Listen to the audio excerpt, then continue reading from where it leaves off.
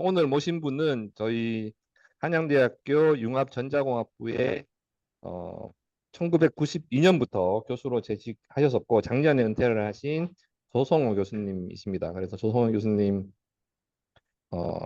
89년도에 미국 유타 대학에서 이제 박사학위를 받으셨고 3년 동안 애트리에서 근무를 하시다가 92년도에 부임을 하셨고요. 현재 어, 젠다라고 하죠. 된다, 된다. 젠다. 카디안 헬스케어 전문 글로벌 실험실 창업 기업을 이렇게 창업을 하셔갖고 오늘 그 관련돼서 모셨고요. 그다음에 이제 지금 최근에 받으셨던 상에 대해서 제가 설명을 하고 있는데 한양이 아니고 우리 그 과학기술부에서 2024년도 국가 R&D 성취 100선 중에 하나로 이렇게 선정이 되셨었고 어, 또 대통령 이렇게 훈장을 받으셨길래 여쭤봤더니 그냥 30년 넘게 공부를 하셔서 받으셨던 훈장이라고 말씀하셨고요. 그다음에 과기부에서 받은 거는 Significant Contribution to Advancement of Science and Technology 이렇게 돼 있는데 커멘데이션이 훈장이죠? 이제 훈장인가요? 표창장. 네. 표창장 또 함께 받으셨습니다. 올해 받은 것만 제가 설명을 해드렸고요. 너무 많아갖고 소개를 다 못 해드릴 것 같고 그다음에 나머지 다른 어워드나 안어 아니면은 뭐 교수로 재직하시면서 각종하셨거나 뭐 여러 가지 학술 활동 있는데 이거 다 소개시켜드리면 세미나 할 시간이 부족할 것 같아서 중요한 거는 제가 빠뜨린 거는 교수님이 직접 소개해 달라고 제가 말씀드렸습니다. 시간 더 가기 전에 교수님 모시고 세미나 듣도록 하겠습니다. 박수로 환영해 주시기 바랍니다. 수고 많으셨습니다. 네, 안녕하세요. 이 한양대 좀 몇 가지 좀 잘못된 정보, 뭐, 미약한 걸 좀 약간 수정을 하겠습니다. 92년 9월부터 한 건 한양대 온 건 맞고요. 은퇴는 명예퇴직이 아니고 은퇴, 정퇴직. 지난 2월 말에 2월 28일자로 정년퇴직을 했습니다. 지금 자유인이 된 지 한 5개월 됐나요, 이제? 근데 이제 제가 그 오늘 뭐 말씀드리겠지만, 제가 이제 정년퇴직이 2025년 2월인 거를 뭐 미리 알잖아요. 언제쯤, 만약에 창업을 한다면 내가 언제쯤 이거를 좀 해놓고 시작을 해야지 내가 그때쯤 뭔가 이거에 대한 과실을 제대로 딸 수 있겠냐, 또 나의 역할을 제대로 갈 수 있겠냐라는 것을 타임 스탬프를 가늠해 보니까 이게 한 7년, 8년 전이면 좋을 것 같다. 그래서 이제 2000 아이디어로 한 거는 2017년이고 이제 법인 등록한 거는 2018년이 저희 법인이죠.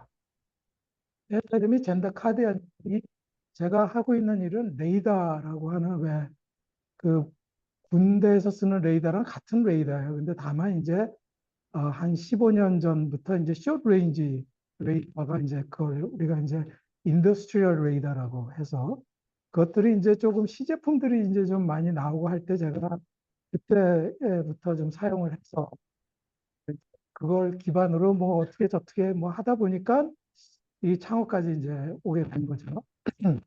여기 잰다는 그래서 레이더로 거리를 잰다, 뭐 키를 잰다, 뭐 몸무게 잰다. 그 잰다를 영어로 그냥 그렇게 쓴 거고요.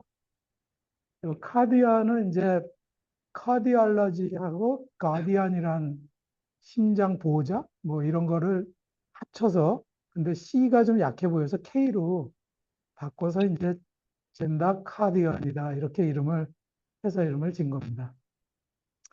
그래서 오늘 제가 말씀드릴 내용은 이제 먼저 회사 소개를 좀 드리고요.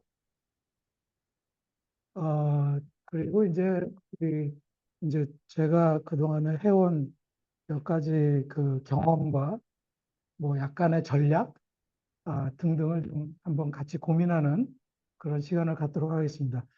그리고 저는 제가 많은 것을 말씀드리기보다 왜냐하면 비즈니스라는 것은 A라는 사람이 비즈니스를 하면 그 사람의 그 비즈니스의 특성이 있고, B라는 사람이 또 창업을 하면 그 B라는 비즈니스의 특성이 있어서 A라는 비즈니스를 아무리 막 설명을 해도 이게 B라는 비즈니스에 적합한지 안 한지 대부분 적합하지 않거든요.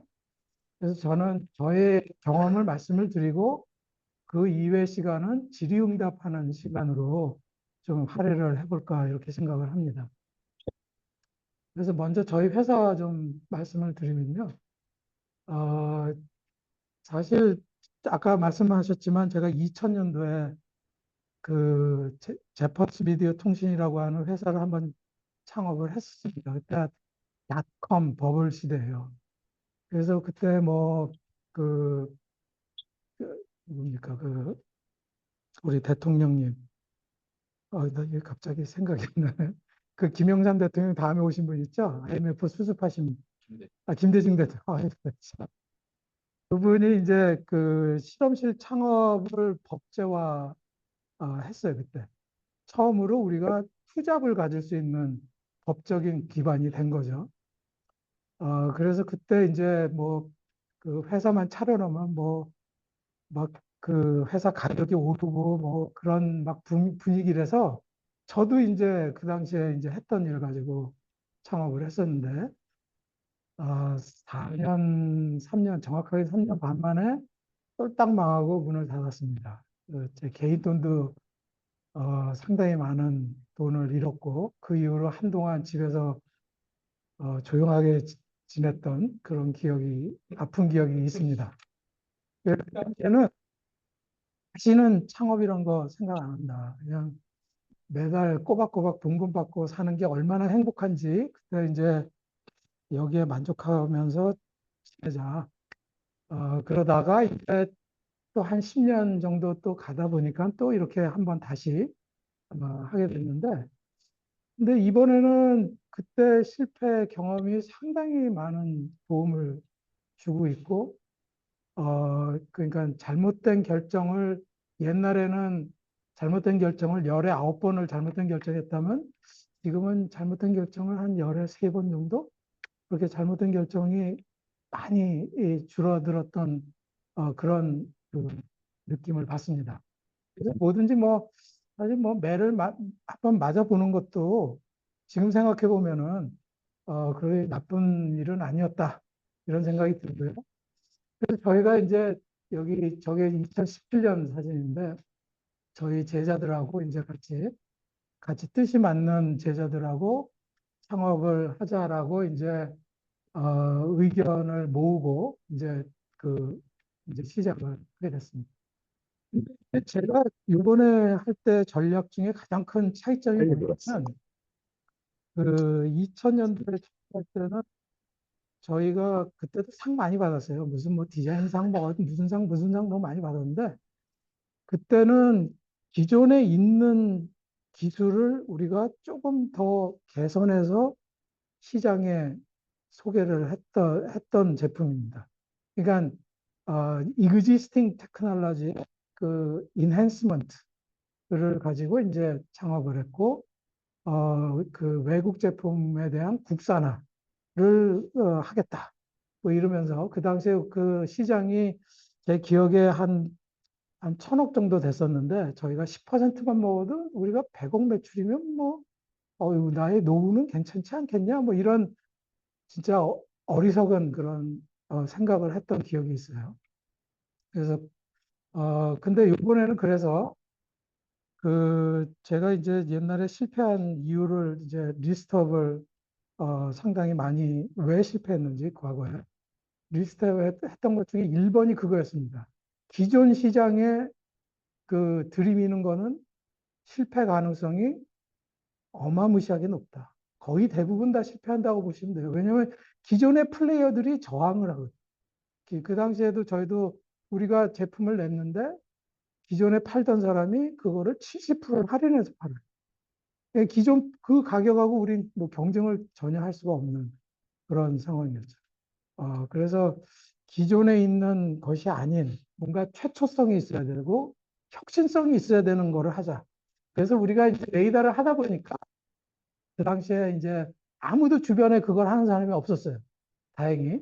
이게 뭐 굉장히 어려워서 뭐 그러기보다는, 그리고 저희가 이제 뭐 삼성이나 뭐 LG나 뭐 이런 현대자동차 이런 사람들 만나서 이런저런 우리가 이런 일을 합니다. 저런 일을 합니다 했더니 그걸 왜 하고 계세요? 뭐 이런 얘기를 하길래 저는 야, 이게 굿 사인이다.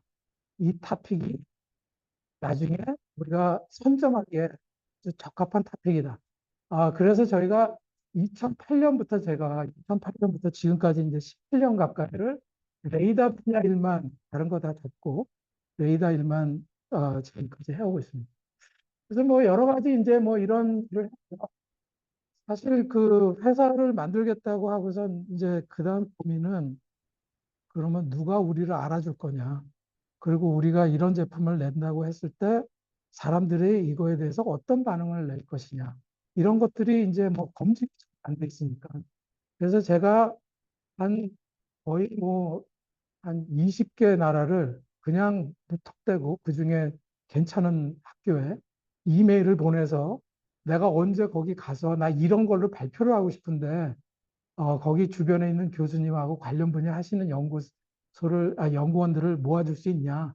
그래서 제가 30차례를 해외 출장을 다녔어요. 그래서 뭐 대부분의 나라를 거의 다 갔고요. 일본만 안 갔습니다. 일본만. 일본은 워낙 규제가 심한 나라라서 여기는 조금 어려울 것 같다 싶어서 그 외에 웬만한 선진국들은 다 다녔던 것 같아요. 그래서 그들한테 이제 우리 기술을 소개하고 그 사람들이 이거에 대해서 어떻게 생각하는지에 대한 반응을 어, 뭐 수년 동안 좀 진행을 해왔던 기억이 있습니다. 그때 이제 저희가 보고자 했던 게 사람들한테서 이게 와우라는 느낌을 갖는 그런 반응이 있었느냐. 왜냐하면 와우 효과가 없으면은 일단 아무리 좋은 기술이라도 뭐 누가 봐줘야지, 누가 누구 눈에 들어와야지. 사용자건 아니면 그걸로 비즈니스 파트너가 됐던 누가 됐던 그 기술이 눈에 들어오는 사람이 있어야지 비즈니스가 되잖아요.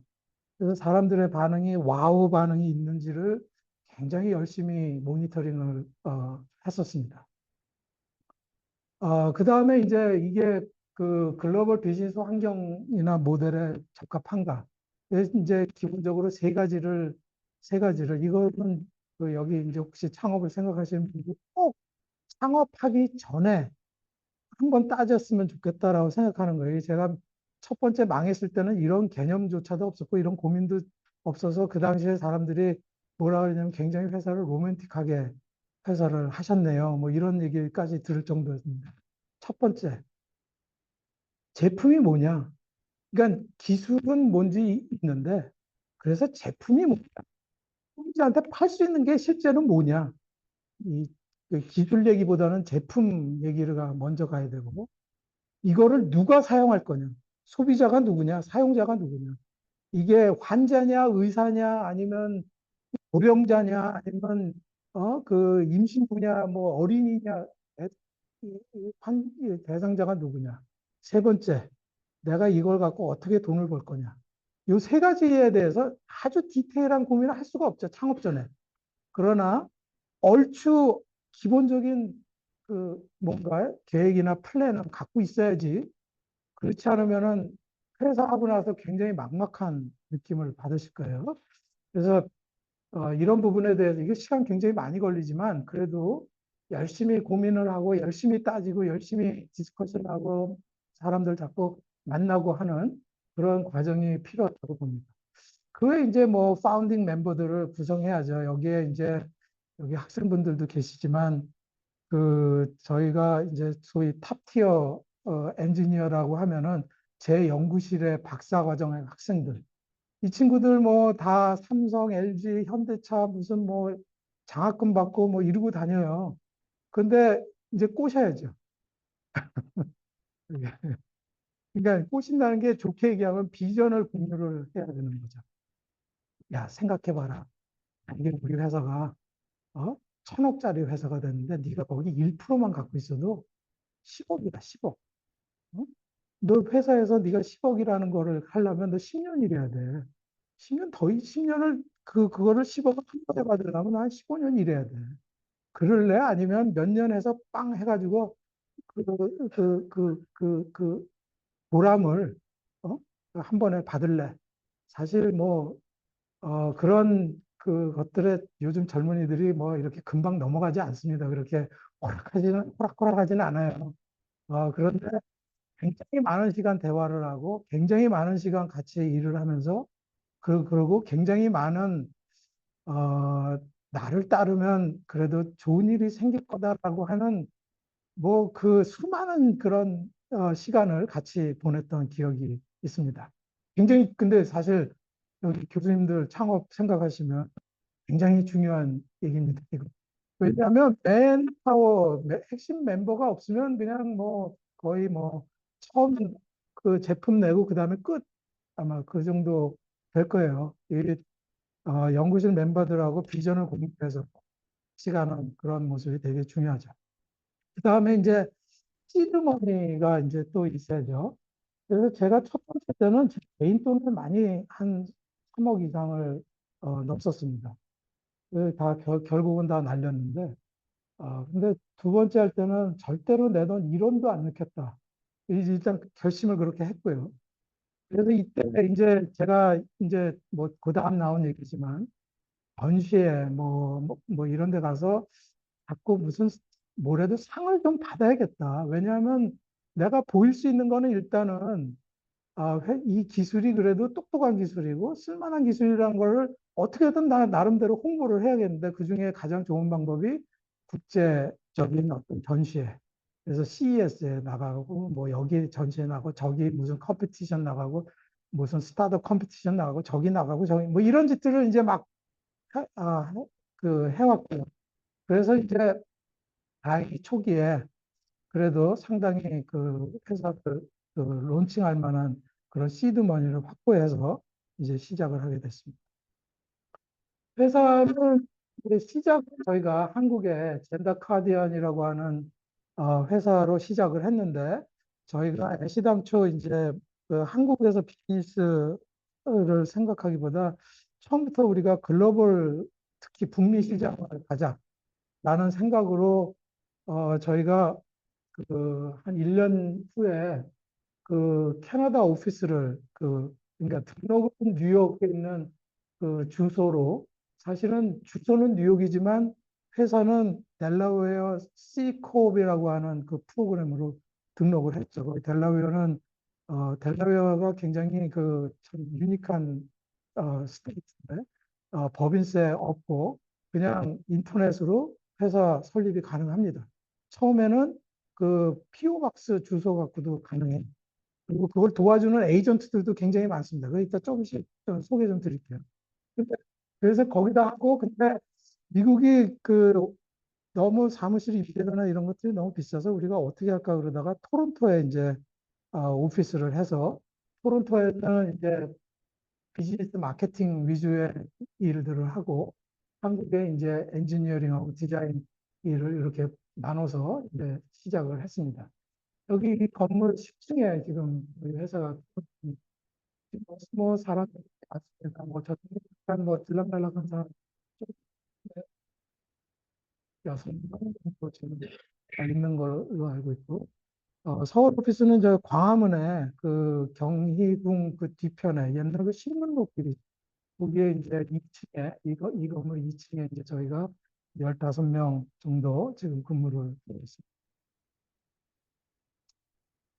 제품은 뭐 여러 가지 있는데요. 이제 이 제품이 저희 주력 제품인데 XK300이라고 하는 제품인데 요게 이제 미국의 2021년에 FDA 클리어런스를 받았고요. 그럼 뭐 이런저런 상들 뭐 좀 받은 바가 있습니다. 그 외에 이제 요거는 이제 월 마운트 형태고요. 월 마운트 형태를 하다 보니까 이제 파워 케이블하고 데이터 케이블이 이렇게 가는데 그것이 이제 보기 싫다 그래가지고 또 우리가 이런 저기 침대 옆에 있는 그 스탠드형 그 HK300H라고 이름을 했고 또 이런저런 좀 약간 저가형 그리고 최근에 이제 XK 미니 패블이라고 하는 그 제품은 이거보다 가격이 3분의 1 가격으로 어, 저희가 이제 출시해서 지금 FDA 승인 지금 추진을 하고 있습니다. 왜 처음에는 저희가 이제 헬스 쪽은 이제 뭐 시간도 많이 걸리고 막 그렇잖아요. 그래서 저희가 보니까 FDA 승인을 받기 전에는 우리가 전시회 나가서 막 이런 얘기를 하면은 거기 오는 사람들이 이제 very interesting 그 막 이런 얘기들을 해요. very looks very promising 뭐 어쩌고 저쩌고 막 이런 얘기들을 해요. 근데 아무것도 이루어지지 않아요. 아무것도. 그 이후에 팔로우업이 안 돼. 근데 이제 2021년에 FDA 승인을 받고 나니까 분위기가 갑자기 바뀌면서 이제 우리랑 같이 좀 얘기 좀 하자. 그래서 21년에 뭐 뒤에도 말씀드리겠지만 저희가 시리즈 A를 이제 1,000만 부를 이제 받게 됐죠. 그래서 그거 가지고 이제 저희가 제품화 뭐 비즈니스 마케팅에 좀 뭔가 이제 본격적인 작업을 할 수 있는 그런 모습이었는데 저희가 18년에 창업을 하고 이제 그 이전에는 그러니까 뭐래도 먹고는 살아야 되는데 그 시장 진입 장벽이 낮은 게 뭐가 있냐 그래서 저희가 이거를 헬스케어 용도가 아니라 레이더를 가지고 이제 이동하는 사람의 수를 세서 이거를 저희가 캐나다 토론토에 있는 몰하고 스마트 빌딩 오피스에 저희가 설치를 해서 월 구독료 개념으로 이제 그 돈을 받는 그런 비즈니스를 했죠. 근데 이제 이거는 뭐냐면 예를 들어서 이제 그, 예를 들어서 이런 오피스 빌딩이라 그러면 그 사람들이 그 많이 머무르는 시간들을 재서 그 히트맵으로 보여줘서 어느 부분이 가장 파퓰러한 로케이션이냐. 이게 지금 쇼핑몰인데 그 보면은 이 동네는 조금 그 임대를 비싸게 받고 사람이 없는 데는 임대를 적게 받고 뭐 사람 많이 모이는 데 이제 광고판도 거기다 설치를 하고 뭐 이런 그리고 이제 데일리 하루에 몇 명씩 왔다 갔다 하는지 뭐 등등 이렇게 시간대별 뭐 요일별 뭐 날짜 등등 뭐 이런 거를 가지고 했는데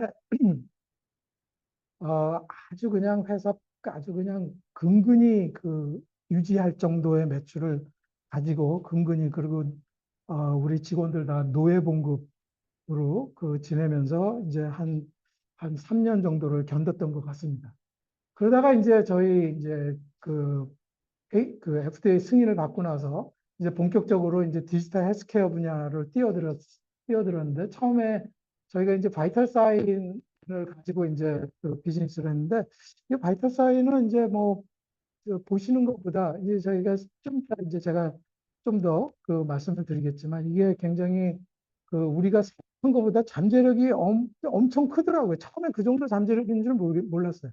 여기 의사 선생님도 계시지만 저희가 주력하고 있는 거는 이제 그 early prediction, 그러니까 감염병이나 또는 그 크로닉 디지즈의 그 저기 그 나빠지는 거 또는 뭐 요도염, 폐렴 뭐 이런 것들의 감염성 질환들로 인한 경우들, 특히 이제 노인들의 경우, 그런 등등의 그 이벤트를 저희가 그 사람이 하는 거에 비해서 한 2, 3일 앞서서 먼저 이렇게 프리딕션 저희가 이제 POBC, Probability of Baseline Score라고 하는 그 확률 기반 그 AI 그 알고리즘이 있는데 그 알고리즘 기반으로 저희가 이제 그런 프리딕션을 해주고 하는 걸 통해서 미국에 이제 상당히 많은 그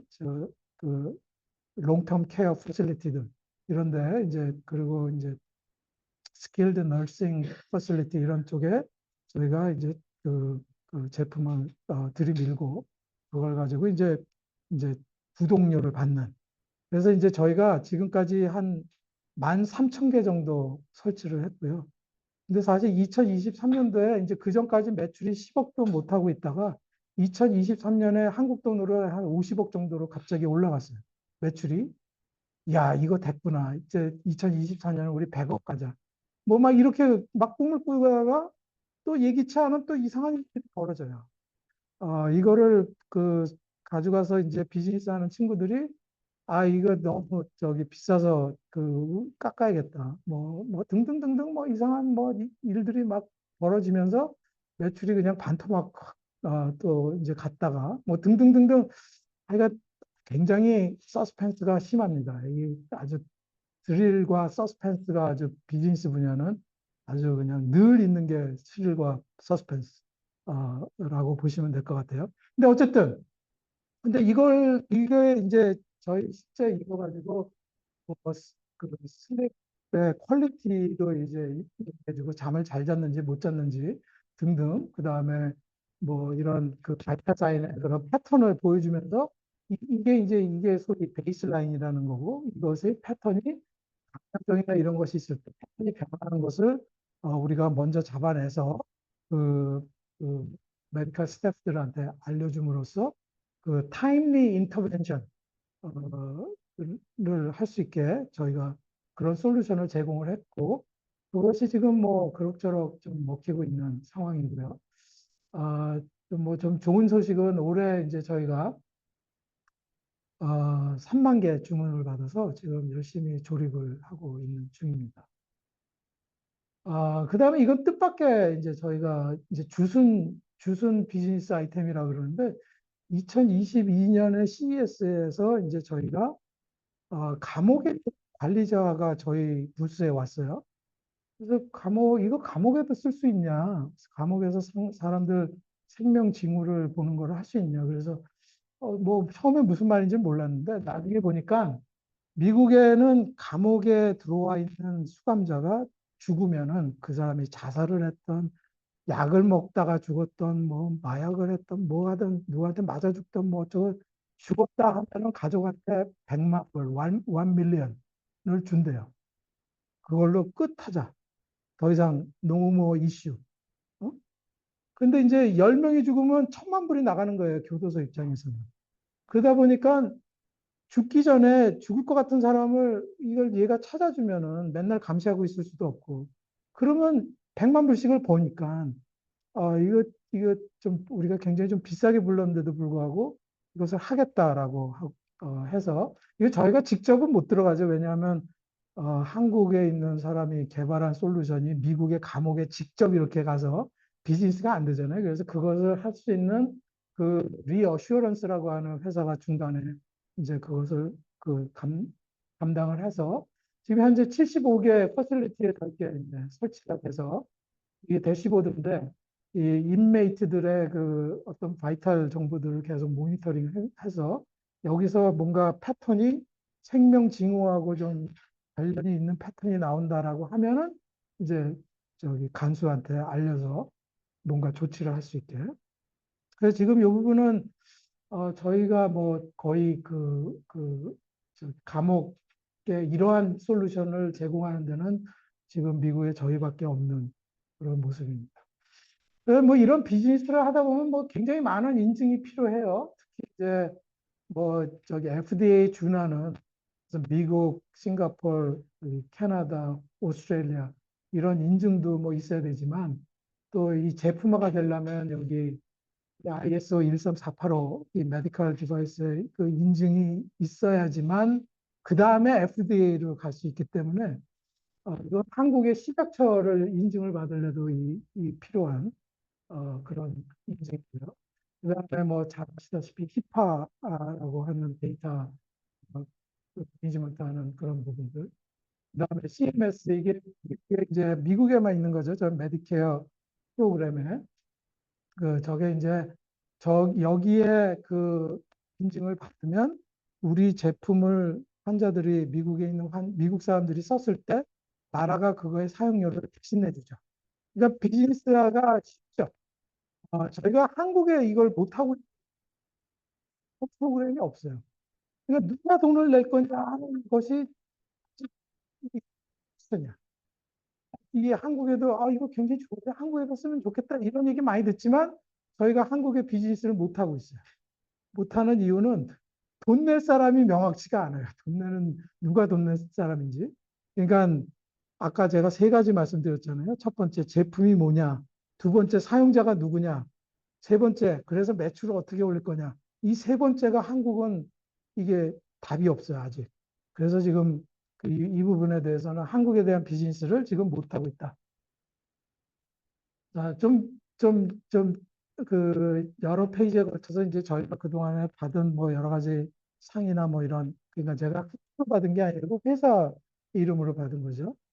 제가 이걸 보여드리는 이유가 이제 아까도 말씀드렸지만 초창기에 회사가 사람들이 회사에 대해서 잘 모를 때 그럼 내가 이 회사를 가치를 어떻게 홍보할 거냐. 예를 들어서 시리즈 A를 받는다.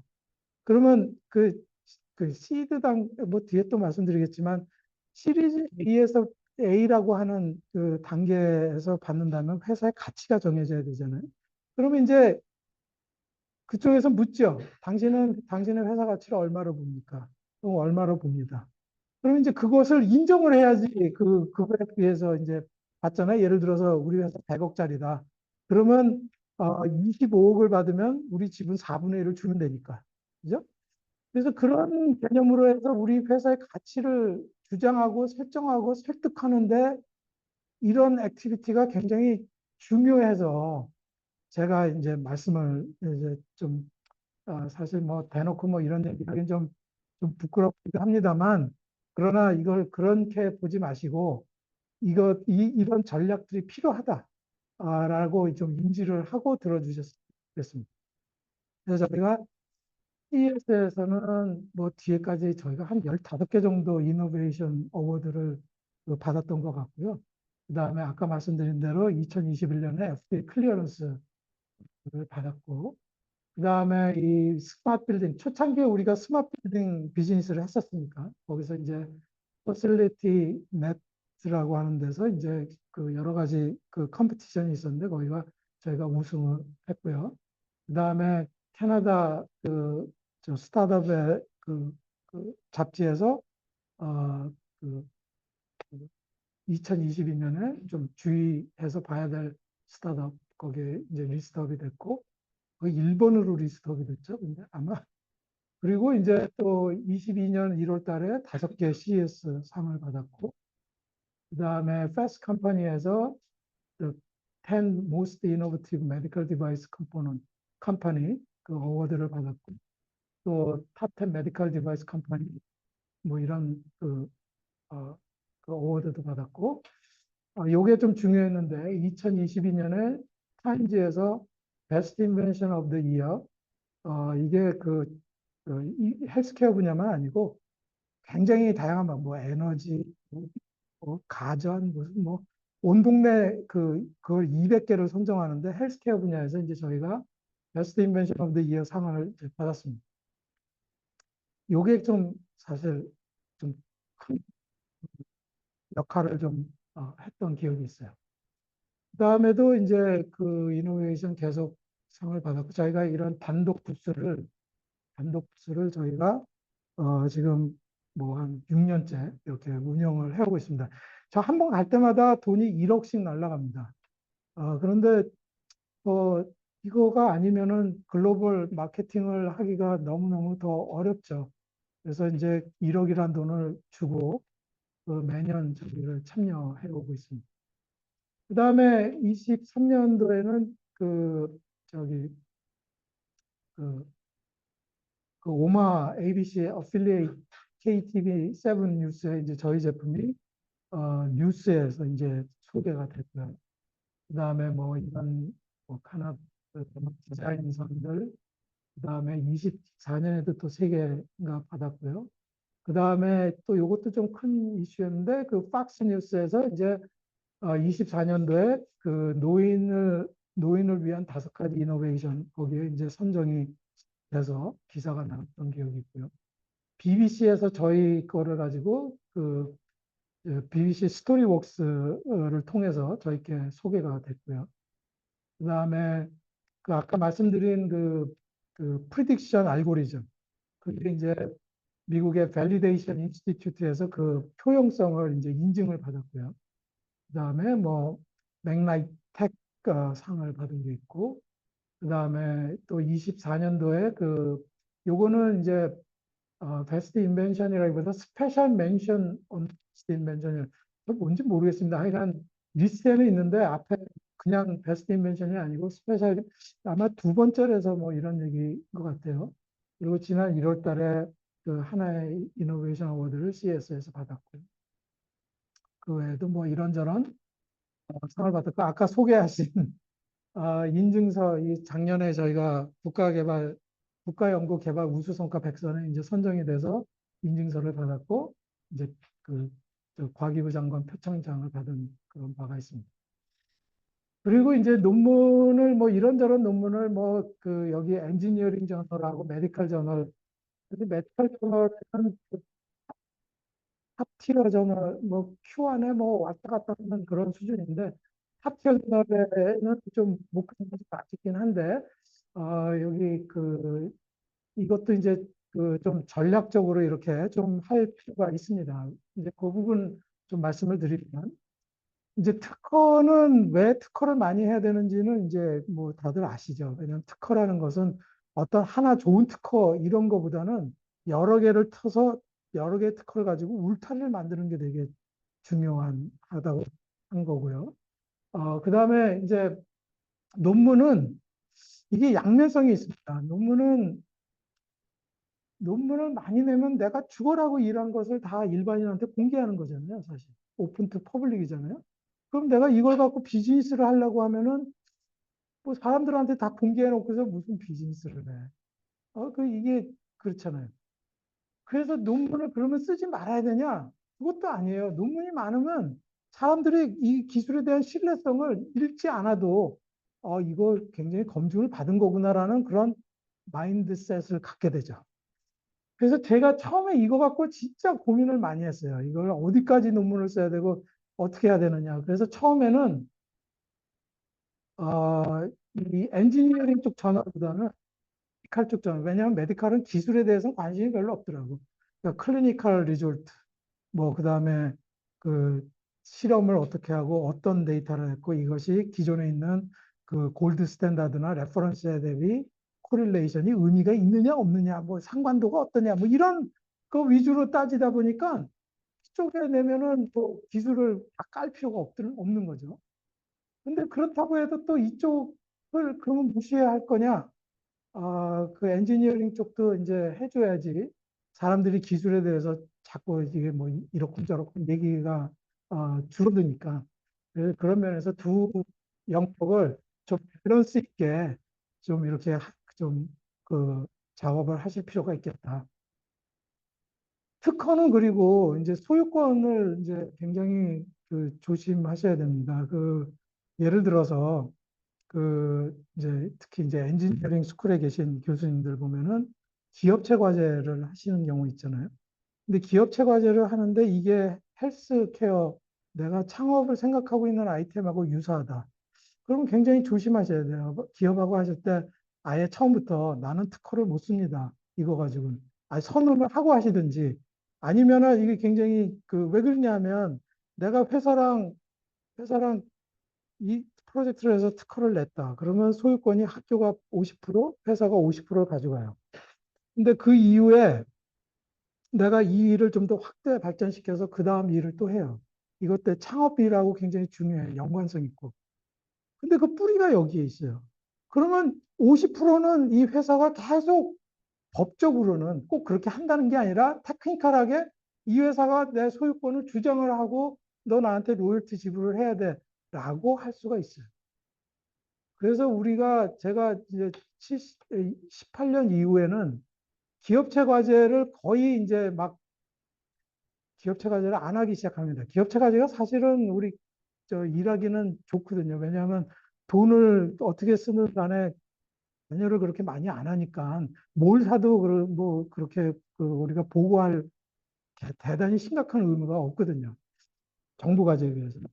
그래서 그런 면에서 좋은데, 근데 이게 이제 거기에 현역되다 보면은 이제 나중에 이제 여기저기 이렇게 그, 그 거미줄처럼 걸려가지고 거미줄에 매달려서 이건 내가 다 한 건데 그런 얘기 아무 소용이 없어요. 이 기술의 권리가 누구냐? 이 소유자가 누구냐? 그게 중요한 거니까. 그래서 이제 이 부분은 이제 창업을 생각하시는 엔지니어링 교수님들은 늘 조심하셔야 될 부분입니다. 그래서 특허도 조금 좀 이렇게 버려도 되는 특허 위주로 간다든지 아니면 창업하고 관련된 없는 특허를 간다든지 아니면은 그거하고 거의 같은 일이다 그러면 미안합니다. 나는 특허를 쓸 수가 없습니다. 그래도 하시겠다면 오케이. 그리고 알아서 쓰세요. 근데 이걸로 특허는 내지 마세요. 내가 특허를 낼 거기 때문에. 근데 알아서 당신이 쓰는 건 내가 관여 안 하겠다. 뭐 이런 식의 뭔가 추가적인 이 계약서 같은 거를 잘 따져야 된다는 거죠.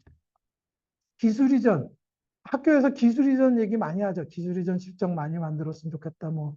근데 기술 이전은 하시면은, 아까 유사한 이유로 창업은 포기하셔야 되는. 그러니까 두 가지를 같이 하실 수는 없어요. 기술이 쉐어링 되지는 않거든요. 기술의 소유권이 쉐어링 되지 않습니다. 비즈니스 환경에서는. 그래서, 그거는 이제 기술 이전을 가실 거냐, 창업을 가실 거냐, 그거는 하나 선택하셔야 된다. 라고 이제 생각하시면 좋을 것 같습니다. 투자 유치가 있는데요. 투자 유치는 보통 이제 시리즈 뭐 A 전에 보통 이제 시작 단계에서는 시드 브릿지 라운드 같은 단계를 거칩니다. 그래서 시드 브릿지 라운드 같은 거는 이제 주로 엔젤 투자죠. 엔젤 투자. 사실은 이 부분이 이제 하이 리스크, 하이 리턴 영역입니다. 사실. 그래서 이 회사가 갈 것 같으면 시드 단계에 오는 분들은 굉장히 베너핏이 크죠. 반면에 이제 이 뒤로 갈수록 안전성은 증가하지만 베너핏은 줄어드는 뭐 이런 역학관계가 있고요. 그래서 시리즈 시리즈 A 단계나 아니 그러니까 시드 단계나 시리즈 A, 시리즈 B 이런 단계를 갈 때 이게 결국은 뭐냐면요. 예를 들어서 내가 도자기가 이렇게 있는데 그 도자기를 팔고 싶어요. 이게 우리 뭐 5대 할아버지서부터 물려온 도자기인데 이걸 내가 팔고 싶어. 그 시장에 내놨을 때 이거를 얼마를 부를 거냐. 그래서 나는 이거 한 2억은 받아야겠다. 근데 2억을 그러면 주고 사갈 사람이 있어야지 2억이 되는 거 아니에요? 내가 10억을 부르든 100억을 부르든 사갈 사람이 없으면 아무리 불러도 그냥 메아리가 없는 그 외침이죠. 어, 이거를 사주는 사람이 나타나는 순간이 언제냐? 그게 시리즈 A입니다. 시리즈 A. 시리즈 A가 되는 순간 이 회사는 공식적으로 얼마다라고 값어치가 정해지는 거예요.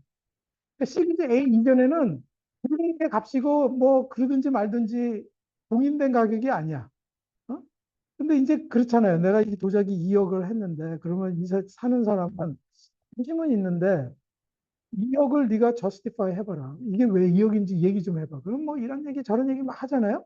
그게 아까 말씀드린 상 받은 거, 무슨 특허 리스트, 뭐, 이런저런 뭐 개연성 뭐 등등이 이제 그거에 그 리즌으로 가는 거죠. 왜냐하면 시리즈 A까지는 매출이 거의 없거든요.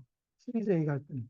그러니까 이 사람들은 그런 거 가지고 이제 설득을 해야 돼요. 이제 최초적이고 선도적이고 무슨 뭐 봐라 뭐 이만한 수많은 사람들이 이거에 대해서 상을 주고 인정을 하고 있는 거 아니냐 뭐 그렇게 이제 서로 왔다 갔다 하면서 저쪽 그러고 나는 올리려고 그러고 그것이 이제 합의점을 본 게 이제 시리즈 A죠. 그래서 저희도 시리즈 A에서 저희가 생각하는 거에서 이제 회사 밸류에이션이 좀 많이 내려왔죠. 사실은 많이 이제 디펜스가 잘 안 돼가지고 조금 뭐 그랬는데 어쨌든 근데 이 시리즈 A, 시리즈 B 이거는 회사 창업하시면 그 순간부터 고민하셔야 될 얘기예요. 사실 매출만큼 중요합니다, 이게. 왜냐하면 회사의 가치가 정해지는 노력을 해야지 회사가 얼마짜리인지에 대한 가치가 얼마인지에 대한 노력을 해야지 외부에서 사람 말을 만나도 컨시스턴트하게 우리 회사의 가치를 일관되게 얘기를 할 수 있고 사람들이 거기에 준해서 우리 회사를 평가하는 그런 모습인데 회사의 가치가 없으면은 그의 많은 부분이 정해지질 않아요. 숫자가 정해지질 않아요. 거기 그 회사의 가치가 정해져야지 그 이후부터 이런저런 숫자들이 정해지는 그런 게임이다. 그래서 시리즈 A, 시리즈 B 이런 투자 관련된 일은 굉장히 부지런하게 그 진행을 해 주셔야 된다. 좀 그렇게 이해를 해 주시면 좋겠습니다. 그래서 매출 실적이 이제 저희가 2023년에 이제 이 디지털 헬스 분야가 이렇게 늘어나면서 막 그리고 여기는 이제 그 프리즌 관련, 감옥 관련된 매출인데, 이게 이제 그 좀 쪼그라듭니다, 여기서.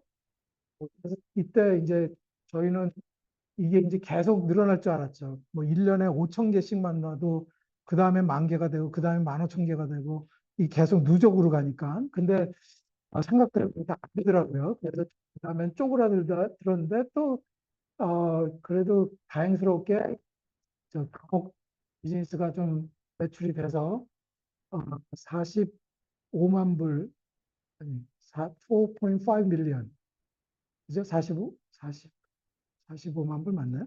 450만 불. 네, 450만 불 매출을 했고, 올해 이제 저희가 70만 불 정도를 보고 있습니다. 이게 이제 근데 저희가 아까 이제 그 올해 3만 개 주문이 들어와서 이제 상당히 이 부분을 좀 높게 보고 있는데, 근데 지금 트럼프 관세 때문에 지금 좀 불안불안합니다. 우리 정부가 잘 해주면은 좋겠는데 이게 좀 불안불안해요. 그 가격 변동이 비싸서 우리 못하겠다 이럴까 봐 요즘 아주 불안한 하루하루를 좀 보내고 있는 중입니다. 이제 좀 그 제 그 회사 말씀을 이제 그만하고 이제 그 글로벌 스타트업 전략과 방법에 대해서 좀 한번 고민을 해보죠. 지금 이 두 워런 버핏하고 그다음에 그 리차드 브란슨 이 두 사람이 하는 저 얘기들 저게 제가 거의 매일매일 저 생각을 하면서 지냈던 것 같아요. 특히 이 부분 잠을 자고 있을 때도 돈을 벌리는 방법을 찾아내지 않으면 죽을 때까지 일하게 된다. 이 말은 정말 진리인 것 같습니다. 진리. 우리가 이제 60세 그 언저리에서 보통 다들 은퇴를 하시는데 나머지 이제 3, 40년을 어떻게 보낼 거냐? 그냥 연금으로만 살 거냐? 어떻게 할 거냐? 이런 고민을 그뭐 그것도 난 괜찮다라고 하는 건 문제가 있다라는 얘기는 아니에요. 근데 이제 본인들이 이런 부분에 대해서 좀 한번 생각을 좀 해보셨으면 좋겠다. 그래서 아카데미아로부터 비즈니스로 뭔가 점프를 해야 되는 그 시간이 언제 그런 결정적 시간이 언젠가 오지 않을까. 저는 이게 2018년도에 이런 일을 한 거고 이제 여기 계신 분들은 그러면 내가 그 어떻게 그 이러한 것들을 할 거냐 좀 대비를 좀 생각해 보시면 좋을 것 같습니다. 근데 이제 이게 참 어려운 게 우리 보면은 대부분의 주변에 대부분이 실패하고 성공하는 케이스가 거의 없어요. 이게 그, 왜 그러냐? 제가 보기에는 뭐 여러 가지가 있는데, 우선 교수님들이 실패하는 경우는 교수님들이 비즈니스 마인드로 변형이 잘 안 돼요. 이게 직업병이 좀 있어요. 교수는 남한테 내 말을 이렇게 말을 하는 직업이지 남이 하는 말을 듣는 직업이 아니야. 그러니까 말을 하는 거는 굉장히 잘하는데 다른 말을 듣질 않아요. 일반적으로. 고집이 그리고 얼마나 또 한 고집 하시죠. 대부분. 왜냐하면 인생에 여태까지 살아오면서 실패감이 별로 없어요. 대부분이 성공해 오면서 살았어. 자기 마음먹은 대로 그래도 뜻한 바를 다 이루고 살고 있어. 그리고 주변에서도 다 교수님, 뭐, 교수님 말씀이 이렇다. 그러면 그 진리처럼 이렇게 막, 겉으로는 뭐, 어쨌든 진리 속으로는 모르겠지만. 근데 비즈니스 세상에 오면은, 교수란 직업은 진짜 아무것도 아닌, 그, 교수는, 어쨌든 빨리 변신을 좀, 해서, 교수라기보다는 비즈니스맨의 모습으로 이렇게 일을 해야 된다. 이제 그 점을 좀 강조드리고요. 또 한 가지 이제 많이들 범하는 실수 중에 하나가 제가 보기에는 너무 창업을 서두르십니다. 그러니까 내가 창업하려고 하는 이 뭔가 이 필이 왔어. 뭔가 전기가 왔어. 막 전기가 찌릿찌릿해 그냥. 그러면 못 참고 막 창업을 막 해요. 준비도 안 돼 있는데. 그래서 창업은 되도록이면 천천히 하시는 게 좋겠다. 저는 요번에 두 번째 창업할 때는 4년을 기다렸어요. 4년. 창업을 맨 처음에 마음먹은 게 2015년.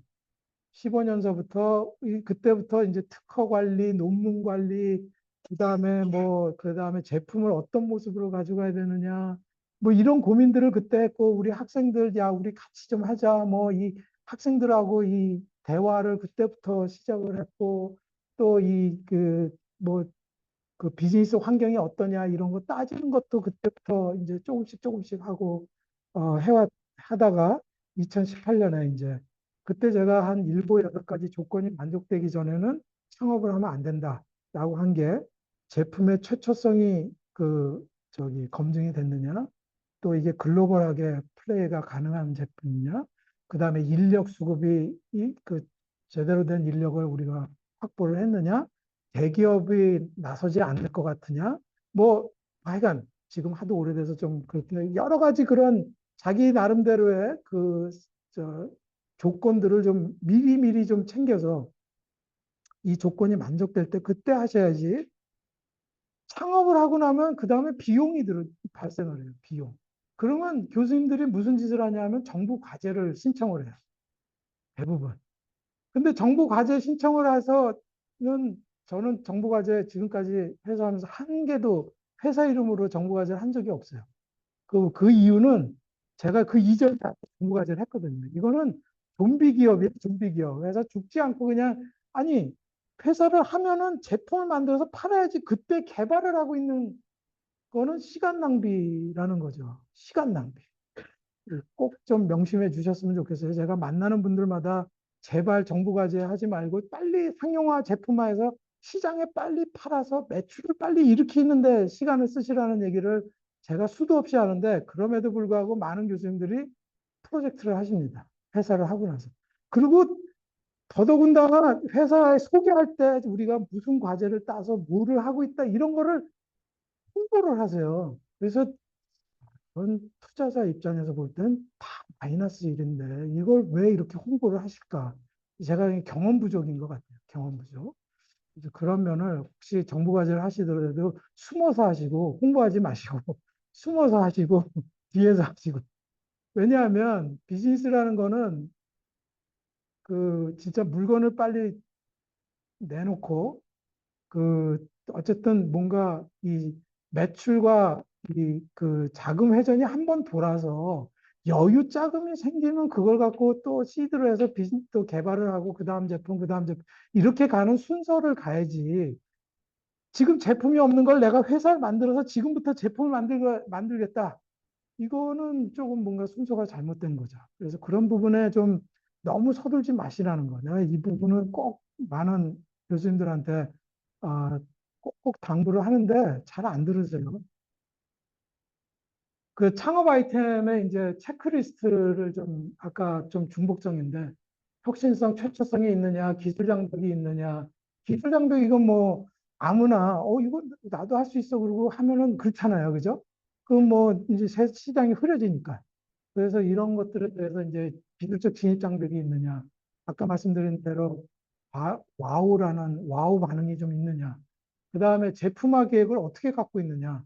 그러니까 이 제품화 계획이라는 것은 제품이 디파인이 돼야 되잖아요. 그죠? 내가 내 기술 갖고 어떤 제품을 만들겠다라는 것을 디파인 하고 있어야 된다라는 의미로. 그 다음에 이제 메디칼 쪽이니까 인증 요구 조건이 미국은 어떻고 다른 유럽은 어떻고 한국은 어떻고 이런 인증에 필요한 조건이 뭐냐라는 것을 우리가 학습을 할 필요가 있어요. 그것이 글로벌 시장성은 어떤지, 성장성은 어떤지, 이거는 뭐 CES나 이런 국내 외국 전시에 나가야지만 알 수 있는 내용이죠. 사실 여기서 우리가 뭐 문서를 읽어봐야 와닿지 않죠.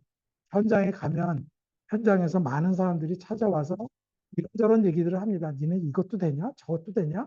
근데 중요한 거는 이게 비즈니스화 되려면은 네가 내 제품을 쓰면 네가 이렇게 너한테 베네핏이 온다라는 걸 내가 설명해. 왜냐하면 저쪽은 아무 생각이 없어요. 사실 우리 부스에 왔어. 부스에 왔는데 이거 뭡니까? 이런 겁니다. 저런 겁니다. 그러면은 그때 이 사람이 조금 테크닉에 좀 관심을 보인다 싶으면 근데 뭐 하시는 분이세요? 그래요? 당신이 이런 우리 제품을 갖고 이렇게 쓰면은 당신이 이걸 통해서 이렇게 돈을 벌 수 있다. 이런 베너핏을 얻을 수 있다라는 거를 설명하지 않으면 이제 그 일회성 만나고 끝나죠. 제가 이제 그거 모르고선 처음에 CES 나갔을 때는 사람들 많이 온다. 야, 좋다. 막 그냥 막, 야, 우리 뭐 사람들 굉장히 많이 와. 막 이러면서 했는데 지나고 팔로우 하는 팀이 없더라고. 그건 뭘 한 거지? 사람들 반응, 와우 반응까지는 좋았는데, 그건 뭐 한 거지? 뭐 이런 생각이 들기 시작했죠. 그래서 그 다음에는 우리가 100명 중에 제대로 된 고객은 2명 정도 있으면 다행이다. 그래서 그냥 왔다 갔다 하는 사람 같으면 빨리 보내자. 그리고 우리가 집중해야 될 고객에 집중하자. 또 이런 나름대로의 뭐 뭔가 저 전시를 다니다 보면 또 이런 노하우가 또 생깁니다. 근데 어쨌든 그래서 2025년에 이제 뭐 여러 가지 그 기관에서 만든 탑 15 이노베이션 헬스케어 스타트업 여러 가지가 있는데 보니까 저희 제품이 한 세 군데 이렇게 좀 적용이 되고 있는 것을 보고 조금 좀 더 노력해 보겠다라는 그런 용기를 좀 많이 받았습니다. 창업 준비 아까 말씀드린 대로 진짜 천천히 하셔야 됩니다. 창업 멤버 구성 있을 거야, 진짜 어디. 중요. 없으면 하나 바꿔야 되는 계기가 되나 보다 생각하면 되지. 잘 못 들었습니다. 아니요, 잘못 들었어요. 그래? 창업 멤버 구성하는 거 진짜 중요합니다. 이거 결국은 인사가 만사이기 때문에 창업 멤버들 구성하는 그리고 시작할 때 탑티어 사람이 오지 않으면 그 이후에 고용하는 사람들은 탑티어 엔지니어를 구할 수가 없어요. 왜냐? 탑티어 엔지니어는 다 삼성, LG, 현대차에 갑니다. 그러니까 맨 처음에 시작할 때 탑티어 엔지니어를 스탁옵션 막 주고 그선 같이 오지 않으면 그 이후로는 다시는 탑티어 엔지니어를 뽑을 기회가 없어요.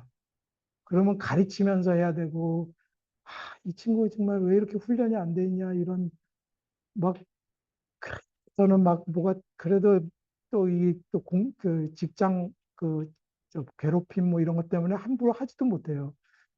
부글부글해도 그냥, 뭐, 근데 그래서 이게 굉장히 중요합니다. 꼭 명심하세요. 일단 론칭이 되고 나면 그냥 광고 내서 사람을 뽑을 때 절대로 탑티어 엔지니어는 또는 탑티어 관리자는 할 수가 없다. 그거 하려면 내 거 내놓고 다시 스탁 옵션을 줘야지만 그 다음이 가능하지. 그 이전에는 불가능하다. 시작할 때 좋은 멤버를 모집하는 게 매우 중요하다. 꼭 좀 기억해 주셨으면 좋겠어요. 자금 조달, 이거는 끊임없이 회사의 가치를 어떻게 하면은 좀 높여서 저 사람을 설득할 수 있을 거냐, 투자자를 이 회사의 가치를 어떻게 높게 설득할 것이냐, 이 고민을 또 끝없이 또 하시지만, 이 다일루션에서 회사의 지분도 지키면서 그래도 투자를 받을 수 있다는 거. 그다음에 위치나 또 법률 자문도 돈이 들더라도 필요한 법률 자문은 꼭 받으시면서 하시는 게 좋겠다. 특히 인터내셔널 오피스나 인터내셔널 비즈니스를 하실 때는. 그래서 이제 비즈니스 플랜 체크리스트도 있어요. 뭐 제품, 행동, 뭐 이 제품을 어떤 채널로 커스텀한테 보낼 거냐, 이거 만드는데 얼마 들 거냐, 이 가치가 어떻게 되냐, 고객은 누구냐, 관계를 어떻게 형성을 해야 되느냐, 또 누구랑 협업해야 되느냐, 매출은 어떻게 만드냐, 이것들을 늘 이렇게 조금씩 좀 고민을 해주시면 좋은데, 이 중에서 가장 중요한 게 이건 것 같아요. 이거 우리 저 전시회 가면은 가장 많이 받는 질문이에요. 이거 내가 왜 사야 되냐? 네 제품을 내가 왜 사? 그래서 아까 말씀드린 게 네가 이거 사면은 너는 이렇게 돈을 벌 수 있다. 라는 것을 그걸 공감이 가면 땡큐고 공감이 안 가면 또 다음 손님 봐야죠. 그죠? 그러나 이런 노력을 자꾸 하다 보면 또 스스로 이렇게 개발되는 게 있어요. 또 이 실패로부터 배운다고. 그래서 이 부분은 꼭 좀 고민을 자주 해주시면 좋을 것 같습니다. 뭐 이게 그 타겟 시장은 어디냐, 사용자는 누구냐, 돈은 누가 낼 거냐, 이거 꼭 좀 따지셔야 되고, 또 메디컬 디바이스로 갈 거냐, 웰리스 디바이스로 갈 거냐. 웰리스는 인증이 필요가 없죠. 메디컬 디바이스는 인증을 하셔야 돼. 근데 웰리스는 그냥 건강 뭐 모니터링 장치야. 그러니까 레코멘드만 하는 거야. 그 대신에 웰리스 디바이스는 판단을 해주면 안 돼요. 레코멘드도 안 되네. 그러니까 레코멘드도 안 되고 판단도 안 돼. 그냥 디스플레이만 해줘야 돼. 그래서 보고 본인이 내가 잘하고 있구나, 못하고 있구나를 본인이 판단해요. 뭐 이렇다 저렇다 잘하고 있다 못하 이런 얘기는 웰리스 디바이스는 하면 안 되죠. 그거 하려면 이제 메디컬 디바이스를 받아야 된다. 근데 메디컬 디바이스를 받으면 신뢰성이 확 이렇게 올라가는 그런 것들을 경험하실 수가 있어요.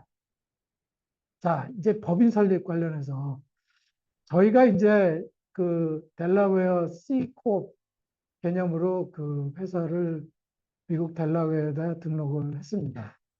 뭐 미국에 가야 되는 뭐 여러 가지 이유도 있는데 우선 비즈니스 모델만 봐도 미국은 문제 해결이 되고 효과 검증을 해주면 사요. 그래도. 근데 한국은 그거 갖고 안 돼. 그거 갖고 안 되고 사람을 설득해야 돼. 문제를 해결해 주면 되는 게 아니라 사람을 설득해. 그리고 관계가 또 되게 중요합니다. 이게 또 그래서 저희가 아직 한국의 비즈니스를 제대로 못하고 있는 가장 큰 이유 중에 하나이죠. 보면은 C코업 같은 거, LLC라고 많이 들어보셨을 텐데, 이거는 좀 지양하시는 게 좋을 것 같아요. 이거는 투자자들이 관심, 이런 형태, 이건 한국에 치면 이제 유한회사인데, 개인 회사 같은 거죠. 그래서 이런 거는 회사 돈이 내 돈이고, 내 돈이 내 돈이고, 뭐 이런, 그러니까 회사 회계랑 내 개인 돈이랑 다 밍글해서, 섞어서 써도 문제가 없는 게 이제 이런 부분이, 그 LLC에서 이거는 이제 그 투자자들은 관심이 없는 모습입니다. 회사명, 그래서 보면은 설립 절차가 있어요. 이거 웹사이트에 가면 다 있습니다. 회사명을 결정해서 중복성 확인하고, 법인 설립 대행사가 있어요. 뭐 그렇게 비싸지 않습니다. 여기를 통해서 하는 게 가장 편해요. 제가 보기에는. 그래서 이거를 해주는 사이트에 가면은 그 은행 계좌 투고, EIN 넘버 받고, 이런 것들을 대행을 해주는데, 직접 하실 수도 있어요. 물론.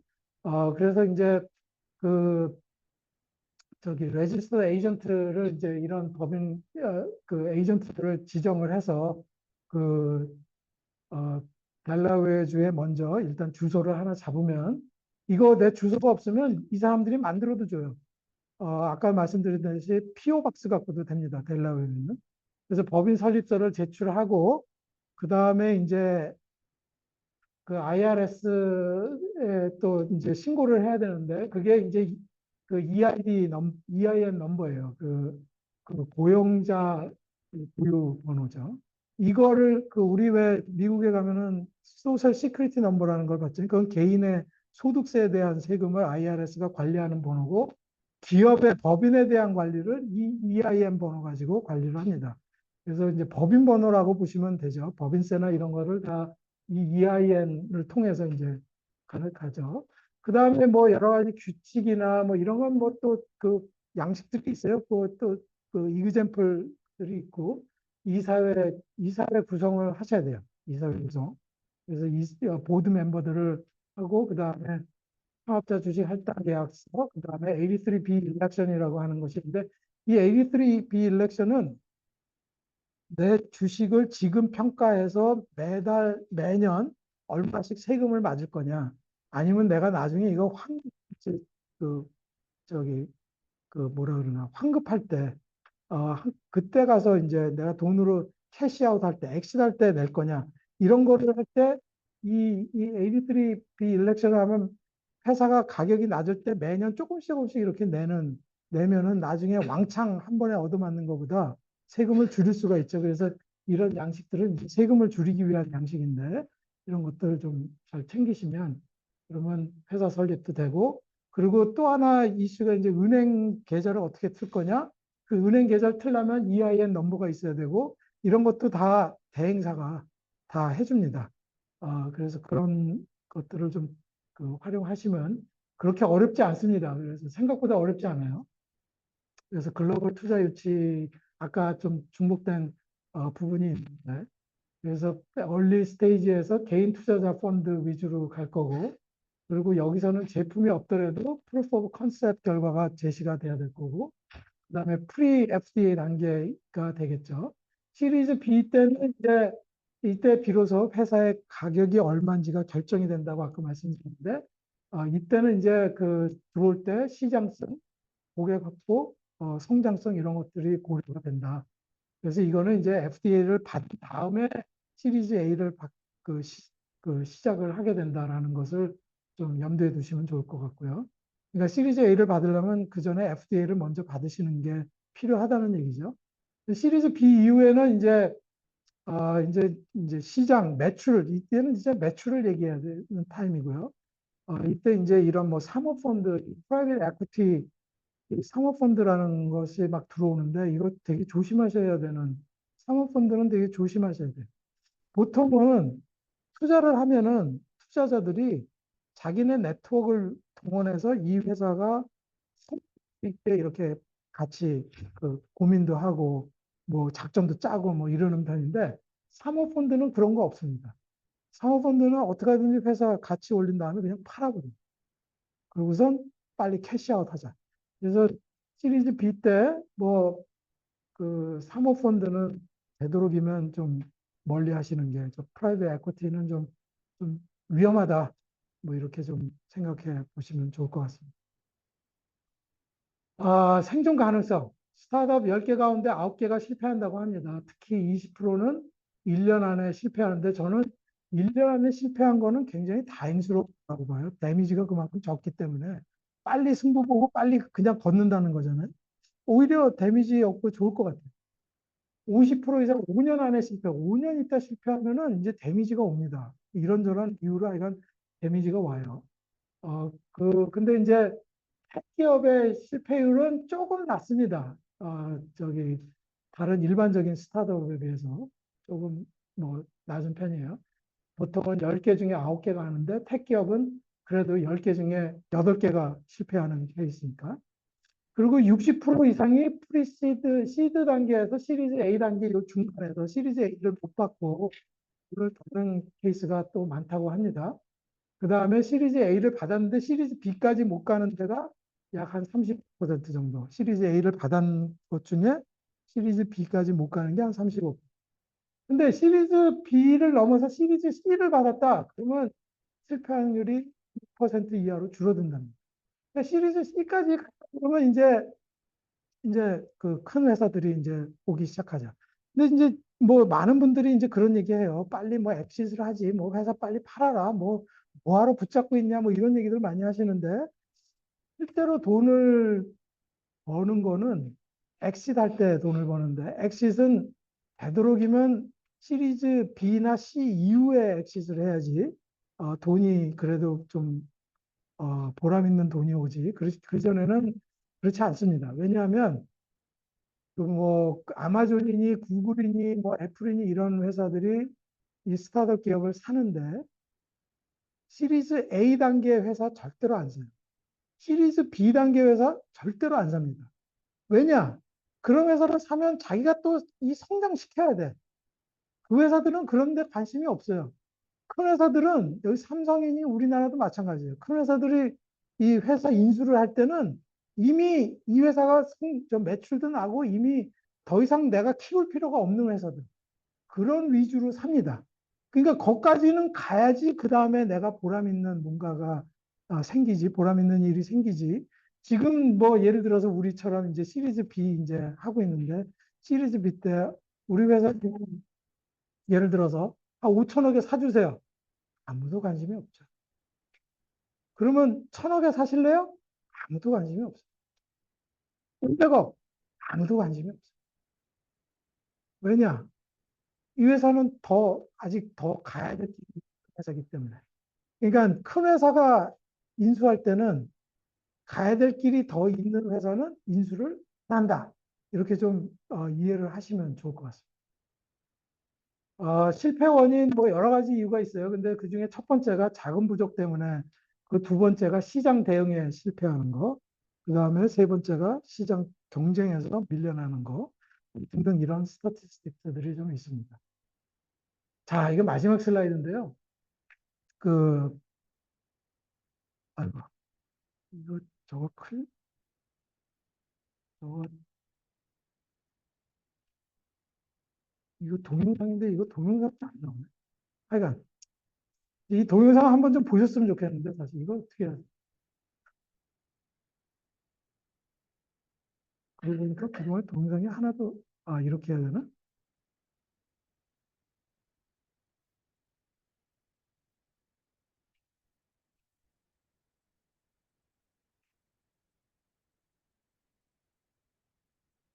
어, 이 컴퓨터에서는 보이는 동영상 안 보여요. 뭐 어쨌든 네. 자, 그래서 창업자라고 내가 창업자가 되겠다.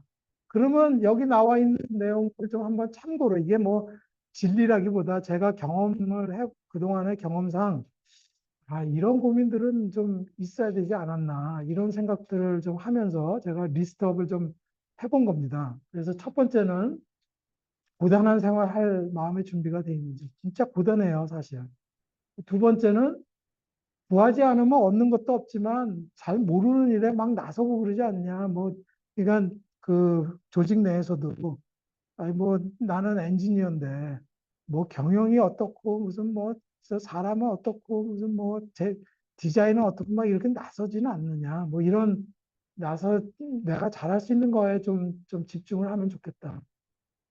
끊임없는 전략적 고민, 실천적 진화. 이게 전략적 고민하고 실천적 진화, 이게 결국은 행동을 하고 있느냐라는 거예요. 이게 많은 경우 머리로는 뭔가 타는데 행동하는 게 쉽지가 않거든. 특히 교수님들은 누울 자리가 없으면 잘 안 가요. 누울 자리. 그러니까 막 가서 무슨 일이 벌어질지 모르겠다. 어드벤처 마인드, 이런 거 교수님들은 많이 없어요. 특히 모범생들이 어드벤처 마인드가 없어요. 왜냐하면 확 불확실한 거에 거부감을 갖고, 불확실한 거는 안 하려고 그래. 근데 불확실한 거를 확실한 것만 하면 먹을 게 없어. 불확실한 걸 가면 위험해. 거기서 내가 어떻게 그래도 용기를 갖고 불확실한 거를 나갈 거냐, 액션을 할 거냐, 이런 마인드셋이 이제 좀 중요하다는 거죠. 이 의료 비즈니스는 굉장히 느린데 매출이 늦게 나도 먹고 살 수 있을 방안이 준비되어 있느냐. 그다음에 돌발 상황 거절해도 기죽지 않고 계속 그래도 한두 번의 그런 그 거절이나 이런 쪽에 그래도 기죽지 않고 갈 수 있느냐. 제품에 자부심을 갖고 있느냐. 자부심이 없으면 고객을 설득할 수가 없겠죠. 그리고 좀 많이 좀 읽고 배우고 있느냐. 이 연구실에서는 실수나 잘 모르면은 그냥 배우면 되는데 비즈니스는 실수나 잘못된 일이 벌어지면 반드시 비용이 발생해요. 그래서 이런 부분이 관리가 좀 돼야 되는 부분이 있죠. 거시경제, 이게 무슨 환율 부분도 저희 영향을 미치고 있고, 왜냐하면 글로벌 비즈니스를 하다 보니까 또 그 지금 그 테리프 문제도 지금 뭐 큰 이슈가 트럼프가 대통령이 돼서 굉장히 여러 가지로 고달픕니다. 아주 고민할 가지수가 너무 많이 늘어나가지고 굉장히 고달퍼요. 그 다음에 비전 공유, 그 다음에 그래도 경쟁력 있는 급여와 혜택을 제공하고 있느냐. 왜냐하면 이래야지 또 좋은 젊은 친구들이 다른 데 안 가고 계속 남아 있죠.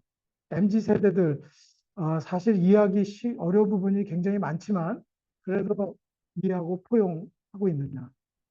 근데 무엇보다 더 중요한 거는 좋은 우수한 기술보다 필요한 절박한 의료 문제 해결에 집중하고 있느냐. 그러니까 이게 전 세계 이게 무진장 좋은 기술이고 굉장히 어려운 기술이고 우수한 기술, 이거는 비즈니스에서는 오케이 오케이 오케이 오케이. 그래서 내가 그걸 어디다 어떻게 쓸 수 있는데 라는 질문에 대한 답이 없으면 비즈니스는 이루어지지 않는다. 그래서 이 부분을 꼭 좀 늘 염두에 두고 비즈니스 모델 자꾸 구상을 하고 사람들 만나서 검증해보고 그런 노력이 좀 필요할 것 같습니다. 자, 오늘 제가 준비한 내용은 이거고, 이건 참고 자료로 그냥 제가 그냥 끼워 넣은 겁니다. 이게 뭐 가트너 하이프 사이클에 여기 여러 가지 헬스케어 관련된 그런 키워드들이 있는데, 뭐 우리는 지금 저희하고 해당되는 건 요 동네에 이렇게 있더라고요. 이게 이미 벌써 지금 이 고비를 넘어서 상용화 단계에 지금 접어들고 있는 내용이죠. 여기는 이제 아이디어 단계이지만 여기 같은 사이클 요 고비를 못 넘기고 이 아이디어들이 사라지는 것들이 많죠. 이게 여기는 다 이 세상에 이런 것이 있으면 좋겠다. 아, 맞아. 이런 거 있으면 좋겠다. 아, 그런 건데 이제 검증을 통해서 여기 고개를 못 넘고 여기서 이제 상당히 많은 부분이 사라지고 요거를 넘어가는 거가 이제 살아남은 거예요. 이게 실용화까지 갈 수 있는 그런 부분이죠. 그래서 여기 이제 이 넘어가면은 이제 비로소 나중에 상용화까지 갈 수 있는 그런 모습이라서 아이디어 단계고 그걸 이제 그래도 검증된 아이템들이라고 보시면 되죠. 자, 뭐 오늘 제 준비한 내용 여기서 굉장히 오래 한 것 같은데 오랜 시간 들어주셔서 고맙습니다. 감사합니다.